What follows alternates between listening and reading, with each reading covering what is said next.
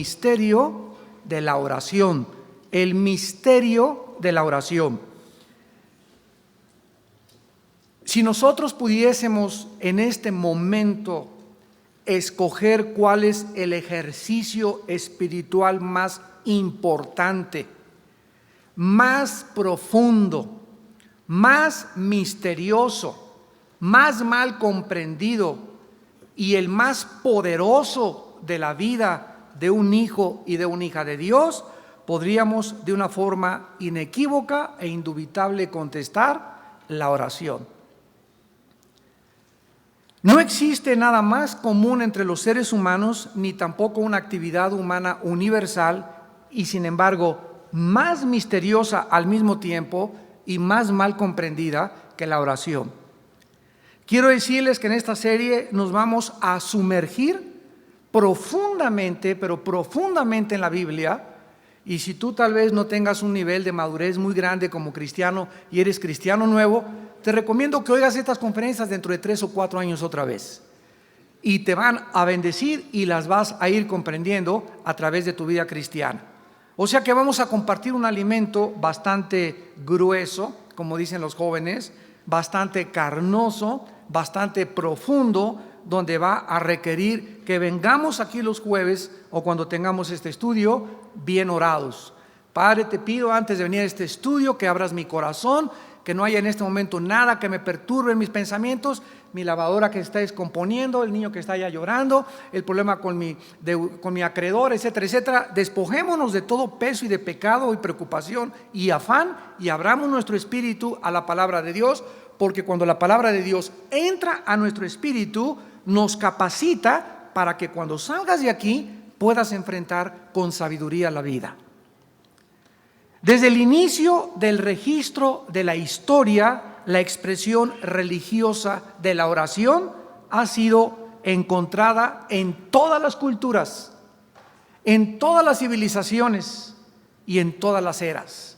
Todas las tribus primitivas alrededor del mundo, hasta las más complejas civilizaciones, han sido conocidas por practicar este antiguo arte que se llama la oración hacia algún dios o hacia alguna deidad. Los psicólogos, los antropólogos, los sociólogos, los científicos han estudiado a través de toda la historia los efectos de la oración en el desarrollo humano, en la psique humana y en la sociedad humana. ¿Por qué oran los seres humanos desde que la historia tiene registro de la humanidad? Millones de personas alrededor del mundo todos los días participan en sus diferentes religiones de este ritual, cada día en diferente lenguaje, dialecto y culturas. ¿Por qué todas las personas de todas las religiones oran? Inclusive el Dalai Lama, que profesa una religión atea, siempre está haciendo lo que en el Antiguo Testamento se hacía al orar: juntar las dos manos y al hacer esto, implicar con esto la unión de nosotros con Dios, cuando Él mismo dice que Dios no existe. ¿Por qué oran los seres humanos? Todas las principales religiones le requieren a sus seguidores que de una u otra manera se dediquen a la oración.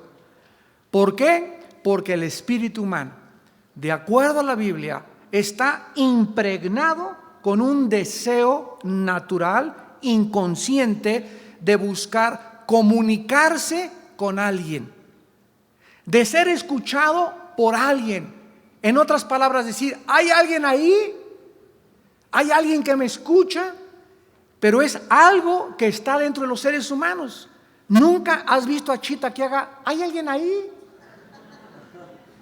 O reuniones de conejos que tengan actividades rituales o liturgias religiosas. Solamente el ser humano es el único, lo vamos a ver a continuación, que ha recibido en su espíritu, aunque estamos separados de Dios desde el nacimiento por el pecado, el ser humano está dentro de él, impregnado de la eternidad. Dice en Eclesiastés 4 el rey Salomón: pusiste en el alma la eternidad. Esta es la razón de la incorregible manifestación religiosa del ser humano desde el principio de la creación. Repito, todas las culturas, todas las tribus, todas las sociedades, todas las civilizaciones se han caracterizado por ser altamente religiosas. Existe un misterio en la oración que el ser humano aún no ha comprendido. Así es. Todas estas culturas, los maometanos, los musulmanes, los judíos, los hindúes, de alguna forma se inclinan ante deidades y no saben si esa deidad a la que están adorando realmente existe, pero los llevan a postrarse, a ofrecerle flores, a ofrecerle fruta, a ofrecerle regalos, a ofrecerle sacrificios de sangre, pero el ser humano, insisto y pongo énfasis, lleva dentro de su alma la eternidad. ¿Funciona realmente la oración? ¿Son todas las oraciones contestadas? ¿Existe alguien que realmente nos esté escuchando? ¿Sabe el ser humano quién lo está escuchando y por qué lo está escuchando? ¿Puede la oración cambiar las circunstancias? Pero la verdadera pregunta para los cristianos no son las que acabamos de mencionar. Si es válida o no es válida la oración. Nosotros los cristianos ya sabemos que sí se contesta y que sí es válida, sino que debemos de preguntarnos nosotros los cristianos si nosotros hemos comprendido el poder de la oración y cómo funciona la oración. Porque si tú después de esta serie o a través de estas conferencias llegas a asimilar y eres lo suficientemente sensible para entender la naturaleza, el poder de la oración, te lo aseguro que va a transformar tu vida para siempre. Porque cuando comiences hoy mismo a llegar a tu casa y comenzar a practicar este bendito hábito y comiences a descubrir que verdaderamente todo lo que sucede en el mundo, y si hay alguna circunstancia que cambiar en tu matrimonio, con tus hijos, en tu trabajo, es nada más a través de la oración, vas a comenzar a vivir de rodillas. Y vas a comenzar a transformar tus oraciones de Jesucito mío, tu estampita la sacas y vas a comenzar a entrar a una nueva dimensión donde vas a descubrir que la oración es una conversación con un amigo. Dios es nuestro amigo, como lo vamos a ver, es nuestro Dios, nuestro Señor, pero Cristo les dijo a sus discípulos, ya no los llamaré siervos, los llamaré amigos. Abraham fue llamado el amigo de Dios. Enoc, que es el único hombre en el Antiguo Testamento junto con Elías que fueron raptados en vida, se le llamó el amigo de Dios porque caminaba con Dios. ¿Cómo puedo yo comunicarme con una deidad? Estoy en un mundo físico, terrenal, visible, y con algo que es invisible, con algo que no puedo ver y con algo que trasciende mi capacidad de entender. Y Dios nos muestra que Él establece la oración como la comunicación, el instrumento para que en un mundo físico, espíritus que somos nosotros dentro de cuerpos humanos, podamos trascender lo invisible y lo espiritual y poder comunicar, entablar una comunicación entre el cielo y la tierra y hacer que las cosas del cielo bajen a la tierra y sea cambiada tu vida, la vida de tu familia, inclusive la vida de una misma nación a través de nuestras oraciones. En Génesis 1, versículo 26, tenemos que iniciar desde el principio de la creación para en esta noche desarrollar realmente el propósito de Dios detrás de la oración. Vamos con mucha calma y desde la A hasta la Z. La palabra propósito significa la razón original por la cual algo fue creada o diseñada. Otra vez, la palabra propósito significa la razón original por lo cual algo o alguien fue creado o diseñado. Aquí tengo un micrófono yo en este momento. Y este micrófono tiene un propósito de ser. El fabricante, el diseñador de este micrófono, le puso diferentes componentes para que en este momento mi voz fuera amplificada. En este momento podemos decir que el propósito y la razón por la cual fue diseñado y fabricado lo está cumpliendo, porque fue fabricado para amplificar mi voz. Nosotros los seres humanos tenemos una razón original de ser, o sea, un propósito. Y el ser humano a nuestro alrededor no sabe por qué el fabricante nos hizo como nos hizo, ni para qué nos hizo. Por ejemplo, vemos a nuestro alrededor el uso indiscriminado del sexo. Los jóvenes no saben para qué es el sexo. Los adultos no saben para qué es el sexo. Y creen que es algo que se puede usar antes del matrimonio, hombre con hombre, mujer con mujer, 3 contra 2, 4 contra 3, etcétera, etcétera. Y de esta forma perdemos la validez del Creador hacia algo que es lo más bello que hizo para una relación matrimonial. Entonces, cuando una persona descubre para qué fue creado el sexo, y venimos a la Biblia y vemos el propósito, o sea, ¿qué es el propósito? La razón original por la cual algo fue creado y diseñado. Cuando yo entiendo la razón original por lo que algo fue creado, este micrófono no lo voy a usar para mover la sopa, porque no fue diseñado para mover la sopa, ni para comer, fue diseñado para amplificar mi voz. Entonces tenemos que descubrir el propósito detrás de todo lo que Dios creó para poder apreciarlo, comprenderlo y explotar su potencial. En Génesis 1:26 nosotros encontramos la prioridad del plan principal, que es la redención desde el principio de la Biblia hasta el final de la Biblia, para la creación del ser humano. Entonces dijo Dios: hagamos al hombre a nuestra imagen. Observen por primera vez en la Biblia la primera oración. Hagamos. Dios está hablando con Él mismo. ¿Ya lo observaste? Al decir hagamos, aquí no se está dirigiendo a los ángeles, ni a los querubines, ni a los serafines. Dios se está hablando a sí mismo. Vemos aquí la primera pluralidad de la deidad de Elohim, donde está el Padre y está el Espíritu Santo, y entre ellos hay una conversación, que es la oración. Es una conversación, es una comunicación, tanto entre los seres espirituales como entre los seres físicos, con su creador y con su fabricante. Entonces, en la primera comunicación que encontramos en la Biblia de la Trinidad, vemos nosotros que entre ellos había una concordancia, una armonía para la creación que ellos iban a hacer. Hagamos al hombre a nuestra imagen, conforme a nuestra semejanza. La Biblia dice en Juan 4:24 que Dios es espíritu. Y para que alguien aquí abajo, en este planeta, pueda comunicarse con Él, necesita la comunicación ser a través de un alambre especial, de un instrumento, de un medio para poder hacer contacto con Dios. Como Él es espíritu, solo mi espíritu lo puede tocar.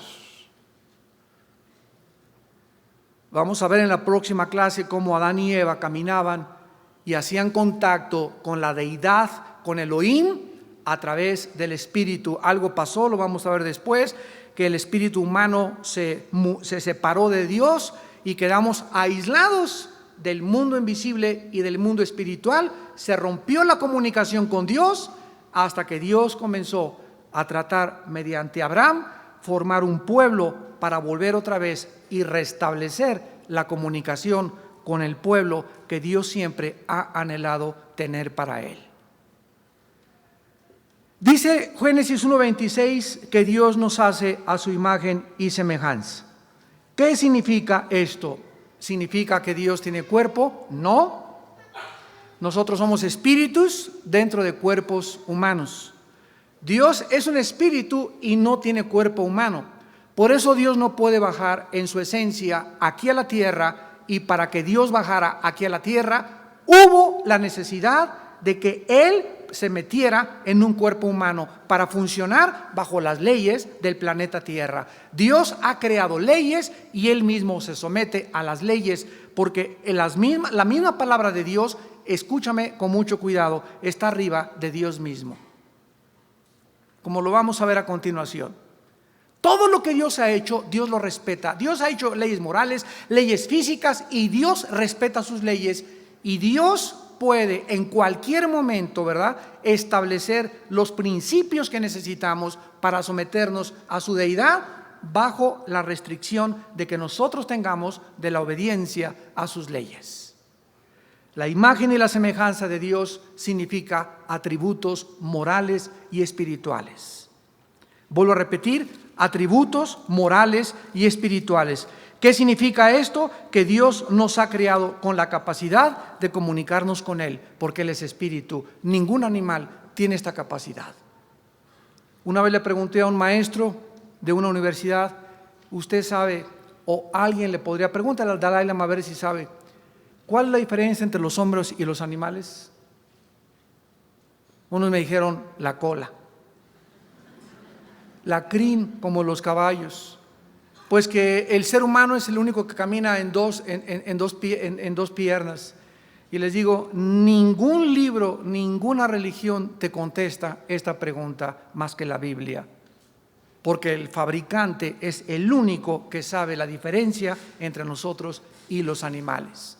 El mundo acepta que venimos de los animales, que a través de una selección natural el hombre ha evolucionado de un animal inferior a un animal superior, pero que la gallina y tú no tienen ninguna diferencia. O sea, si el hombre tiene una dignidad y tiene derechos humanos, ¿por qué no tienen derechos también animales los animales? La imagen que Dios dejó dentro del hombre es precisamente la eternidad. Somos seres creados para vivir eternamente, ya sea en el cielo o en el infierno. En el infierno no hay vida eterna, hay existencia eterna, que es diferente. La vida eterna se diferencia de la existencia en el infierno, en que la vida eterna es la vida Zoe, la vida de Dios. Y la existencia eterna en el infierno es la separación eterna de la deidad, del fabricante y del creador. Pero ya sea que te vayas al infierno o que te vayas al cielo, el espíritu es indestructible. Es creado para siempre.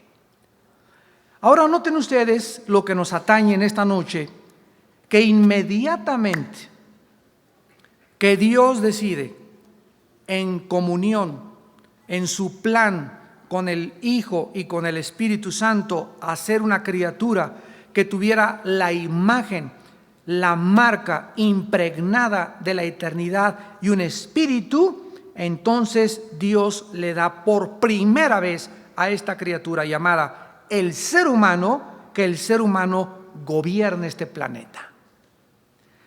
Y señoree, que es la palabra radá en el hebreo, que significa gobernar o ejercer dominio, en los peces del mar, en las aves de los cielos, en las bestias en toda la tierra y en todo animal que se arrastra sobre la tierra.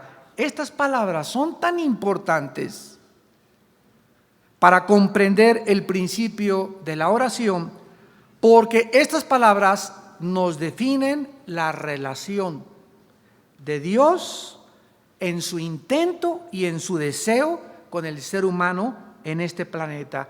Con estas palabras, el Creador estaba definiendo los límites de sus derechos para influenciar legalmente e interferir en la dimensión terrestre. O sea que, para que me entiendan, cuando Dios dice, vamos a crear a un ser humano, a una criatura, para que esta criatura sea el gobernante de este planeta, no los ángeles, no los querubines, no tú, Satanás, nadie puede meterse con este lugar que le ha asignado al ser humano, porque Él es el que está señalado por mí y creado por mí para gobernar y administrar este planeta. Y cuando Dios le da a un ser humano que vive en un terreno físico dimensional, visible, y Dios vive en un mundo invisible, está diciendo: los ángeles no se metan aquí, los demonios no tienen participación aquí. Aquí el mandamás es el ser humano, la primer pareja, Adán y Eva. Este fue el principal propósito de Dios al crearnos, que fuéramos líderes y ejerciéramos dominio. Y esta es la razón por la cual todos los seres humanos nos choca que nos manden. ¿Por qué? Porque no fuimos creados para ser siervos ni esclavos de nadie. Fuimos creados para gobernar, todos los seres humanos. Y vamos a ver después que fue el pecado y la entrada al pecado lo que nos hizo ser siervos los unos de los otros. Y el ser humano ha usado indiscriminadamente este dominio, al grado que el ser humano, lo vemos terminando el libro de Apocalipsis en el capítulo 18, donde se dirige al comercio de las almas humanas, los prostíbulos, los centros de drogadicción, donde se perdió los derechos humanos. El ser humano explota al ser humano. A los empleados no les pagan tiempo extra, no los indemnizan. Tratamos por todos los medios de abusar del derecho original que Dios estableció en mi alma para abusar de los demás. Los maridos abusan de su esposa, y su esposa ya no es un ser humano, es un objeto. Y sabes que llego en la noche y te pones lista porque te voy a saltar desde el ropero con el salto del tigre. Y tú estás usada para satisfacerme y para darme gusto, y después te vas a seguir planchando y me sigues haciendo mi cena, y comenzamos a ver que el hombre ha perdido totalmente su identidad, le ha robado la dignidad a la mujer, la ha convertido en una esclava, cuando la mujer es coheredera de la vida junto con nosotros.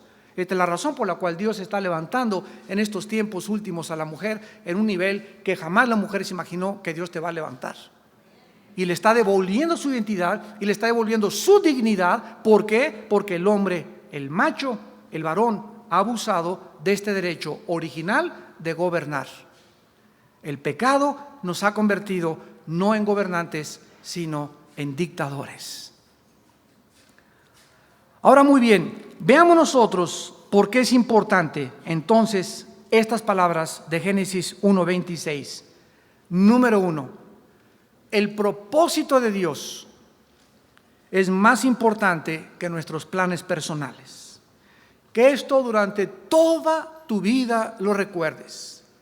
La razón original por la cual Dios me creó es más importante que mis planes de ser rico, de ser artista, de ser ingeniero, de ser arquitecto, de llegar a destacar, de salir siempre en la foto, de ser famoso, de que me dé reconocimiento. Yo tengo que entender, Señor, ¿cuál es tu plan original para mi vida? Para yo meterme a tu plan, y una vez que acepte tu plan para mi vida, descubro mi autorrealización. Descubro para qué nací, y entonces voy a ser feliz. Porque es imposible ser feliz en la vida. Vivirás una vida frustrada totalmente hasta que descubras cuál es la razón y cuál es el propósito por lo cual vives. Si tú no fuiste creado para ser músico, para ser ingeniero, para ser arquitecto, y eres ingeniero y eres arquitecto, es porque estás en una vocación equivocada, porque la escogiste cuando no estabas en la voluntad de Dios, y por eso vives frustrado. Y el ser humano no fue creado para vivir frustrado. Jesús dijo: mi paz les dejo, mi paz les doy. Por nada estén afanados. Sean libres de neurosis, sean libres de preocupaciones crónicas. Nunca lleguen a la desesperación de la vida. Mi plan para ustedes es diferente. Mi propósito original no es que vivas afanado: ¿y qué comeré? ¿Y dónde me vestiré? Ese no es mi propósito para tu vida. ¿Por qué estás viviendo de esa manera? Porque no lo has entendido. ¿Qué tengo que entender, Señor? Mateo 6:33. Búscame primero mi reino y mi justicia, y te daré todo por añadidura. Hasta que somos cristianos y venimos a la Biblia y se nos abre el entendimiento mediante el maestro que tenemos dentro, que es el Espíritu Santo, comenzamos a entender para qué servimos. Las mujeres comienzan a entender que sus cuerpos cuerpos no son para cualquier pelagato roto quinto patiero. Que tienen una dignidad, que son joyas, que son diamantes, que son rubíes. Y quítame tus manos, no me manosees. Porque el único que me va a poner las manos va a ser el día que me case mi esposo. ¿Por qué? Porque recobró su dignidad, descubrió su identidad. No es un objeto para que la manoseen 15 antes de casarse.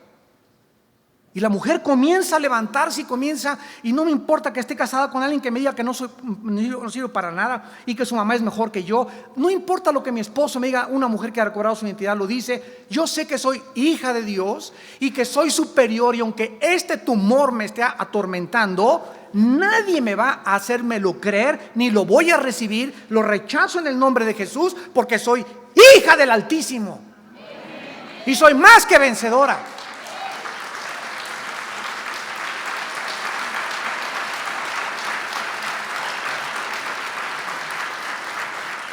Cuando recuperamos nuestra identidad, nadie nos puede dañar. Nadie te puede psicológicamente menospreciar ni creerle que tú eres inferior y que te lastimaron. No importa que te haya dejado tu mujer o que te haya dejado tu esposo. Esto es una tragedia, es una crisis que un ser humano vive cuando alguien es abandonado por mis padres. Pero al recuperar nuestra identidad en Cristo, Dios es Jehová, es Padre de viudas y de huérfanos. Dios me sustenta, diría Jehová, castillo mío, mi Señor, no me volveré a soltar y no tendré, ni me estaré lame mis heridas, y se me impondrá un espíritu de autolástima. Me levantaré ante todo porque sé en quién he creído. Y sé que Él es poderoso y me está escuchando, y la forma de hacer contacto con Él es a través de la oración, porque el cristiano es una persona que ha recobrado el espíritu separado de Dios.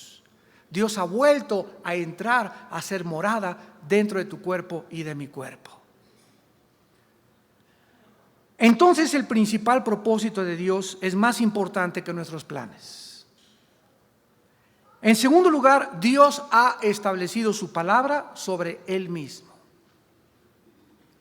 Lo que Dios dice en la Biblia es ley. No solamente la ley de la Biblia es para los hombres, sino que es la ley de Dios. Dios hace leyes, y esas leyes que Dios establece, Dios se somete a esas leyes, y Él dice: lo que ha salido de mi boca nunca cambiará. Ninguna de mis palabras caerá a tierra. Mi palabra será prosperada para aquello para lo que le envié. Y cuando vengo a la Biblia y me encuentro promesas donde Dios me habla y me da algo de lo cual yo dudo, en ese momento recuerdo que Dios está ligado, Dios está integrado a lo que Él ha dicho. De ahí viene la palabra hebrea que se tradujo integridad. ¿Qué cosa es una persona íntegra? Una persona íntegra es una persona que lo que dice, lo hace. Las acciones que yo hago están integradas con lo que yo predico o lo que yo hago. Si yo digo soy cristiano y en mi vida hago acciones que denigran y blasfeman el nombre de Cristo, me comienzo a desintegrar. Y sucede una maldición mental que los psicólogos y psiquiatras actualmente califican y le llaman esquizofrenia. Esquizos, frenos, mente dividida en dos. Hace 2000 años Santiago le ganó a Freud, cuando en el capítulo 1 el apóstol Santiago escribió: el hombre de doble alma es inconstante en todos sus caminos. Y esa palabra ánimo es alma en el original griego. Una persona que tiene una mente dividida, que en su casa, ¿verdad?, es un dictador, en la iglesia es San Martín de Porres, en el trabajo es José Stalin, y tiene 3 o 4 máscaras, es una persona desintegrada en su personalidad. Y esa persona no puede tener equilibrio en ningún área de su vida. Puede alcanzar y me dieron el premio Nobel de Medicina y destacar en la ciencia, llegar a ser presidente de la Goodrich Euskadi, llegar a ser gobernador de un estado, y sin embargo vivir un matrimonio, vivir una vida individual, personal, que nadie conoce, que es el esqueleto en su ropero, y ser la persona más inmoral de esta tierra. Es una persona que Jesús dijo: ¿de qué le sirvió haber ganado el mundo perderá su alma al final de su vida. Y en tercer lugar, el tercer principio que sacamos de Génesis 1:26 es que la santidad de Dios es el fundamento de su integridad y de su fidelidad. Como Dios es un Dios santo, Él no puede, bajo ninguna circunstancia, jamás mentirnos. Dios jamás podrá cambiar su carácter ni su forma de ser, porque Él es inmutable, es el mismo ayer, hoy y por siempre. Como Dios es santo, Dios tiene que, por su santidad, castigar el pecado. Su santidad le obliga a castigar el pecado. Porque si Dios pasara desapercibido el pecado, o lo hiciera a un lado, o lo simulara, o se hiciera tonto ante el pecado, se desintegraría en su carácter moral. Y la Biblia dice: Dios, grande en la misericordia, lento para la ira, pero que de ninguna manera tendrá al culpable por inocente. Esta es una de las descripciones más bellas que existen de la personalidad y del carácter de Dios. De ninguna manera pasará por arriba del pecado. El pecado tendrá que ser castigado. Ahora, veamos a continuación algunos pasajes para poder impregnar en nuestro espíritu en esta noche el principal principio de Dios, que su propósito es más importante que todos mis planes. Por ejemplo, todo lo que es motivado, todo lo que Dios hace absolutamente sin ninguna excepción, tiene como motivación su principal plan. Sus planes que Él ha determinado se van a cumplir. Cuando dice en Filipenses 1:6, porque lo que comenzó Dios en mi vida lo va a perfeccionar hasta el día de Cristo, me llena de una satisfacción y de una seguridad tremenda, porque Dios me dice: ¿sabes qué, Armando? No te voy a dejar hasta que no cumpla mi propósito en ti. ¿Y cuál es tu propósito para mi vida, Padre? Lo vamos a ir descubriendo. Principalmente formar el carácter de mi Hijo Jesucristo en tu vida. Quiero que seas un pequeño Jesús. ¿Qué es lo que significa la palabra cristiano? Cristo es ungido, anos pequeño. Cristiano es pequeño ungido, pequeño Cristo. Y ejemplo nos dejó para que sigamos sus pisadas. Entonces, el propósito de Dios para mi vida no es tanto que yo sea un grande predicador, que gane muchas almas, que construya 300 iglesias y que tenga la denominación más grande de Latinoamérica, o que haga 50 asilos para ancianos o 100 orfanatorios. Dios, su propósito original para mi vida es más importante lo que yo soy que lo que hago. A Dios le importa más mi carácter que mis acciones. Cuando lleguemos al cielo, llega y dile a San Pedro: a ver, te dice Pedro, a ver, Peter, déjame entrar al cielo, ¿no? ¿Por qué te voy a entrar al cielo? No, hombre, es que mira, me fui a la villa 20 veces de rodillas. Era cuatísimo del Dalai Lama. Construí 50 orfanatorios, hice 100 asilos. Es más, el castillo de Chapultepec me lo regalaron y lo ofrendé a un orfanatorio de niños. Ninguna cosa que nosotros hayamos hecho nos abrirá la puerta del cielo. Cuando lleguemos al cielo, lo que Dios me va a preguntar, más que cualquier cosa que yo haya hecho, es: ¿cuánto te pareces a Jesús?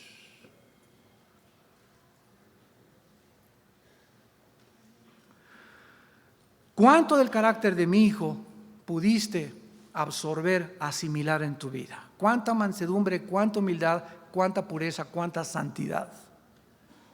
Porque cuando lleguemos al porvenir, a la otra vida, allá se nos van a asignar otros oficios, otras posiciones de autoridad, y lo que Dios me dé a ti y a mí en la otra vida, en lo porvenir, cuando salgamos de nuestro cuerpo, la posición que Dios me dé en la otra vida estará en relación con cuánto del carácter de Jesús pude tener en mi vida en esta vida. No con cuántas cosas haya hecho, sino cuánto de Jesús hay en mi vida al llegar al cielo. Esto es importante. Vean ustedes, por ejemplo, Isaías 46.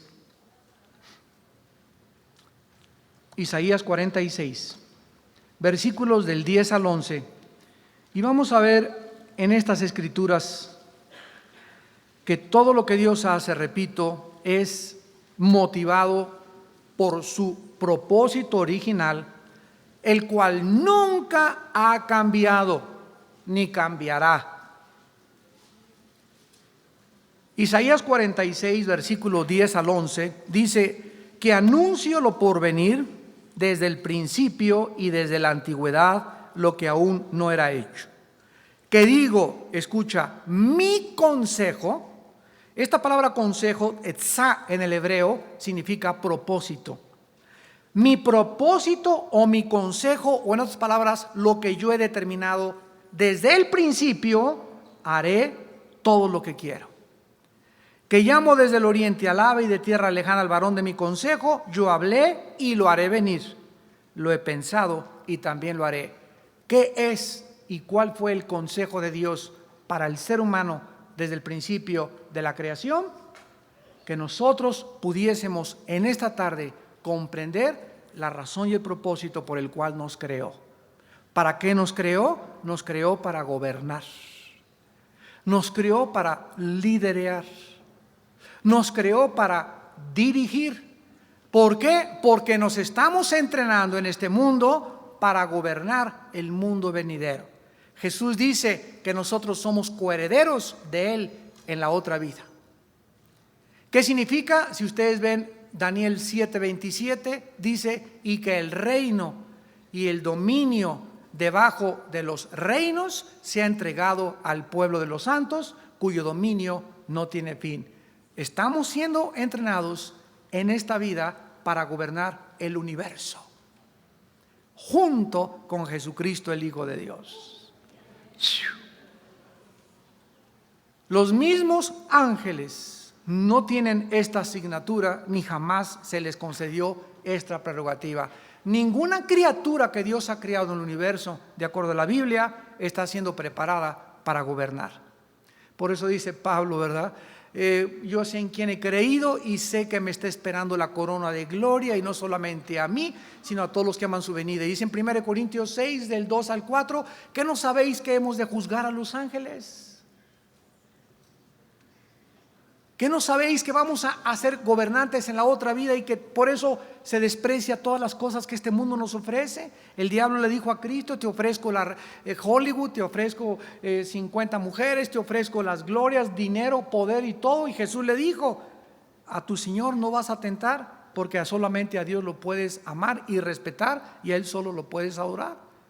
Por el gozo, dice Hebreos 12, puesto delante de Él, porque Jesús no tenía los ojos en nada de lo que esta vida le podía ofrecer. Le ofrecieron hacerlo rey, le dijeron que podía ser rey en Jerusalén, que Él los liberara del yugo romano. Jesús despreció la gloria de este mundo por el gozo puesto detrás de la cruz, porque sabía que después de la cruz viene la corona, y si nosotros vamos a reinar con Él, antes tenemos que sufrir con Él, para que seamos tenidos por dignos de las cosas que en el reino venidero se nos van a entregar. En Isaías 55, ojalá que estén aprendiendo algo. En Isaías 55, 11 y 12 vemos su propósito, su consejo relacionado con su palabra. Porque como desciende de los cielos la lluvia y la nieve, y no vuelve allá, sino que riega la tierra y la hace germinar y producir y da semilla al que siembra y pan al que come, así será mi palabra que sale de mi boca. O sea, todo lo que esté en la Biblia no volverá vacío, sino que hará lo que yo quiero y será prosperada en aquello para que le envíe. Vemos la inmutabilidad del consejo y de la sabiduría de Dios. Se compara con la lluvia a la Biblia. La lluvia cae del cielo y hay una razón original, hay un propósito, todo tiene un propósito, regresamos, para que haya lluvia, para que haya nieve, para que haya estaciones del año, para que yo haya nacido, y lo maravilloso es encontrar este propósito en la Biblia, porque es el único libro que nos dice el propósito y la razón de todo lo que existe. La lluvia es y fue creada por Dios para que cayera, y esta tierra está relacionada para que se moje.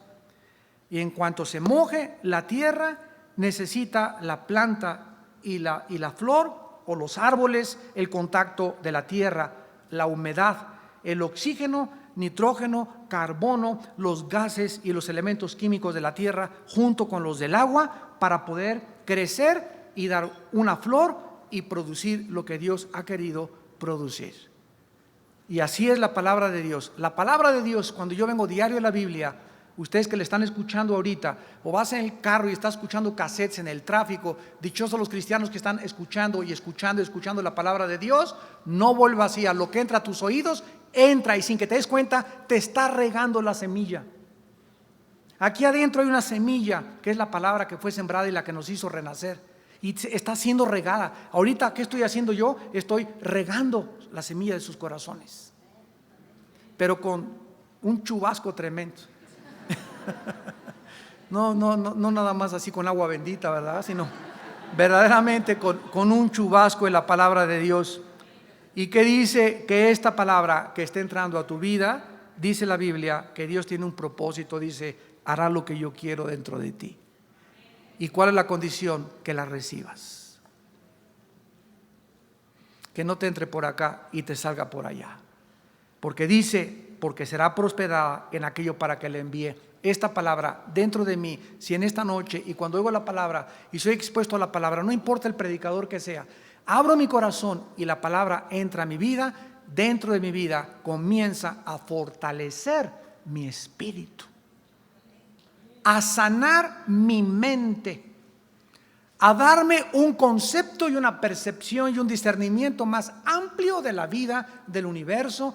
Inmediatamente veo un peloncito que anda por ahí, ¿verdad? Que dice que es líder religioso, y inmediatamente mi espíritu me dice, ¿verdad? Es un falso profeta. Yo oigo esta filosofía y no es cierto. Y aunque la gente vaya y todos se arremolinen ahí, yo sé, ¿verdad?, que no han sido nunca los muchos los que han cambiado las cosas, sino los pocos.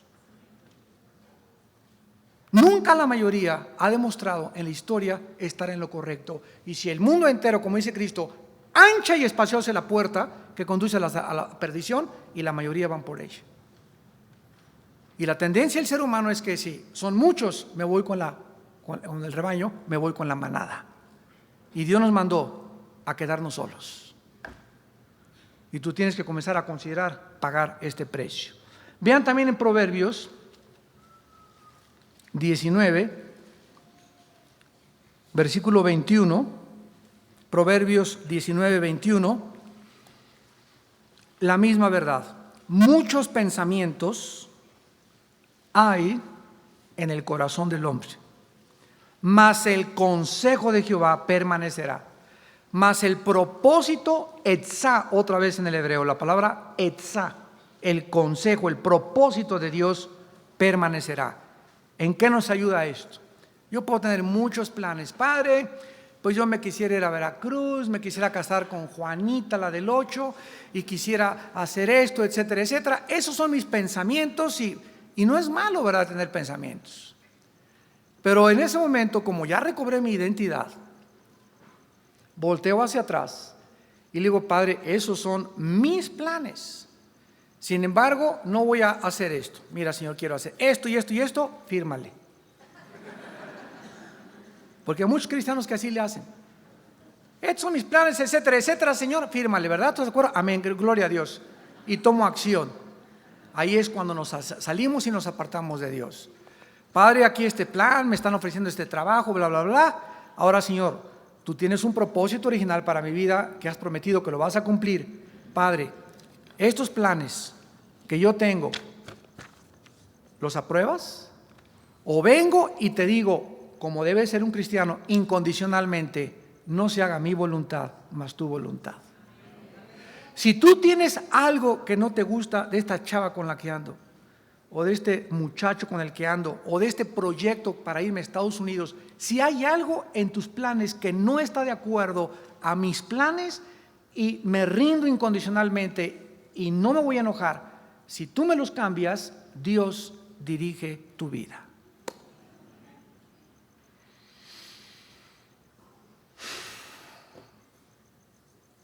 Él no puede dirigir a un rebelde. Y si te aferras a tus planes y te quieres casar con ese y con esa y hacer esto, Dios te deja. Porque la voluntad de Dios es permisiva y es directiva. Dios permite que te hayas casado como te casaste, que hayas abierto el negocio que abriste, que te hayas ido donde te fuiste, porque te encaprichaste. Y no le diste oportunidad, ni le dijiste, Padre, quítame esta persona de mi vida o este negocio si no está dentro de tus planes. Porque cuando no hacemos eso y no consultamos a Elohim, comenzamos a verdaderamente convertirnos en dioses y a determinar lo que yo voy a hacer. Lo dice Santiago capítulo 4. Hay de ustedes que dicen, mañana voy a ir a traficar y me voy de viaje, cuando deberían de decir, si el Señor lo permite, lo haré. ¿Se dan cuenta de la diferencia entre una persona sometida al Eterno y una persona voluntariosa y caprichosa? Y esta es la razón por la cual en Efesios 1:11 el apóstol Pablo nos dice la misma verdad. Efesios 1:11. En él, asimismo, tuvimos herencia, habiendo sido predestinados conforme al propósito, otra vez. Fuimos predestinados conforme al propósito del que hace todas las cosas, según el designio de su voluntad. Dios tiene un propósito, una razón original, y tiene planes para mi vida, tiene planes para mi matrimonio, tiene planes para mis hijos. Mi responsabilidad es descubrir cuáles son esos planes para mi vida. Y terminamos en Hebreos 6, versículo 17.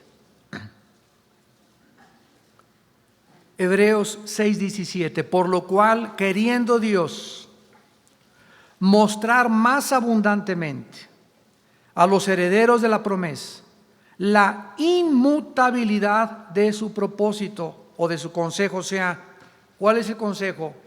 ¿Cuál es el propósito original de Dios para mi vida? Que Él dirija mi vida y que yo pueda, a través de la oración, de la conversación, entablar una comunión con Él, una amistad con Él, porque es el consejo que nunca cambiará. La inmutabilidad de su consejo, o sea, significa que su propósito no va a cambiar. Interpuso juramento. ¿Cuál es el versículo de los más favoritos que tengo en mi vida? Efesios 3:20. Y aquel que es poderoso para hacer todas las cosas, mucho más abundantemente de lo que pedimos o entendemos, según el poder que actúa en nosotros. Dios, lo que yo le pido, vamos a terminar con esta meditación. Lo que le pedimos en oración a Dios, Dios nos los va a contestar, no como se lo pedimos. Dios es tan bueno y tan poderoso y tan grande que lo que le pedí me lo va a dar mucho más grande de lo que ni siquiera me imaginé que yo le estaba pidiendo. Pero para que Dios haga eso, dejó un poder dentro de mí que se llama la oración. ¿Cuál es ese poder que actúa entre nosotros? La oración. Lo que hace entrar a Dios en acción en mi vida es la oración.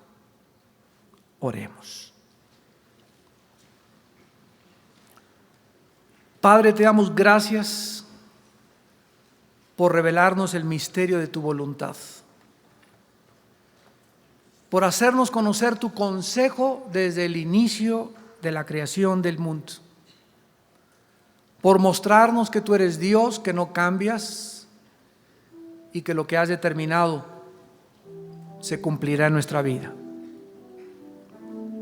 Te damos gracias, Señor, porque es a través de la obediencia a tus leyes, a tu palabra, a tu consejo, a tu propósito, lo que nos permitirá vivir una vida equilibrada, centrada en tu palabra, con dirección, propósito y significado. Te damos gracias, Señor, por haber venido a restaurarnos. ¿Qué hubiera sido si no hubieras intervenido en nuestra vida? Seríamos como pájaro herido en el suelo. Estaríamos todavía en el lodo de donde nos sacaste. Continuaríamos viviendo en confusión de filosofía en filosofía, sin distinguir ni saber la razón por la cual existimos y vivimos. Pero tú, que eres rico en misericordia, nos salvaste. No por ninguna obra que nosotros hubiésemos hecho, sino por tu gracia y el lavamiento de la regeneración del Espíritu Santo, el cual has derramado en nuestra vida para que sea nuestro maestro, porque es tu Espíritu el que nos guía a toda la verdad, el que nos enseña todas las cosas, el que nos consuela, el que nos anima y el que nos dice en esta noche: no tengan miedo, pequeña manada. No se turbe vuestro corazón. Si creen en Dios, crean también en mí, dijo Jesús. En la casa de mi Padre hay muchas moradas. He ido a prepararles un lugar. Espérenme, demuéstrenme que me están esperando, purificando sus vidas, obedeciendo mis mandamientos, haciendo mi voluntad. Porque vendré a vosotros otra vez, voy a regresar y los tomaré a mí mismo y los llevaré ante la presencia de mi Padre, para que donde yo estoy, ustedes también estén. He aquí vengo pronto y mi galardón conmigo. No os canséis de sembrar, no os canséis de hacer el bien, porque a vuestro tiempo recogeréis vuestra cosecha. Padre Santo, te damos gracias por la sangre derramada en esa cruz. Te damos gracias por la vida que nos has dado en Jesucristo, tu Hijo, porque Él es el único verdadero profeta. Él es el único que ofrece medicina a la humanidad. Él es el único sabio, porque en Él están escondidos todos los tesoros de la sabiduría y del conocimiento. En esta tarde tal vez haya algunas personas que aún no tienen la vida de Jesús morando en sus vidas.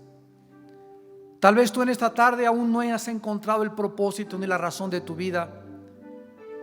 Y quiero decirte que en este momento no es una coincidencia que hayas venido, no es un accidente. Dios te ama y en su infinito amor por ti te ha traído a escuchar su voz a través de la Biblia y decirte que la paga de tus pecados es la muerte, y que si tú mueres en tus pecados jamás volverás a heredar ni a entrar en el reino de su Hijo Jesucristo.